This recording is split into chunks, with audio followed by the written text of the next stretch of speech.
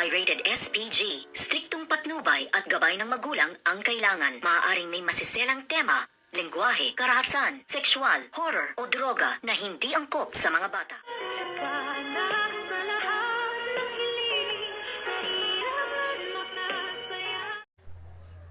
Good afternoon and welcome sa aking munting channel. Nagulat at nabigla nga itong bruhang si Zoe nang sabihin sa kanyang harapan ni Doc RJ na wag mong pagsalitaan ng ganyan ang Tita Lynette mo dahil hindi ka naman tunay na tanyag at hindi kita tunay na anak. Hindi nakapagsalita at nakakibo ang bruhang si Zoe nang sabihin ni Doc RJ sa kanya ang katotohanan, at nasabi nga din ni Doc RJ na bumalik na ang kanyang alaala at merong DNA test na pinagawa siya noon kung kaya't nga hinabol siya noon nito nga demonyitang si Moira, at ngayon nga ay alam na lahat ni Zoe, pati nga ang pagtulak sa akin noon nito nga si Moira ay naalala ko na siya ang naging dahilan kung bakit nawala ang memorya ko. Hindi agad nakakibo ito nga si Zoe, pero nagmaang-maangan na kunwari nga ay wala siyang kaalam-alam at bigla nga siyang nag-walk out.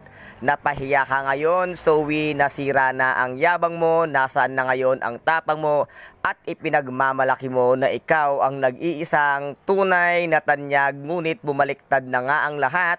At nasabi nga ni Doc RJ sa harapan nga din nito ngang si Doktora Annalyn Santos na siya lamang ang nag-iisang tunay na anak ni Doc RJ Tanyag, kung kaya't ngayon ay hindi na alam ng bruhang si Zoe ang kanyang gagawin dahil siya lang ngayon ang usap-usapan sa Apex Medical Hospital na si Zoe ay hindi nga tunay na anak ni Doc RJ Tanyag, at ngayon ay pinag-iisipan na nila kung sino ngayon ang tunay na ama ng bruhang si Zoe. At dito naman ay nasabi nga nitong si Eric dito nga kay Miss Giselle Tanyag na ayon nga daw kay Justine ay matagal nang alam ni Zoe na hindi niya tunay na ama ito ngang si Doc RJ Tanyag, at ito na kaya ang panahon para sabihin din nito ngang si Eric ang katotohanan kung sino talaga ang kanyang tunay na ama. Kaya ito guys, ito po ang ating pakaabangan dito nga sa nalalapit na pagtatapos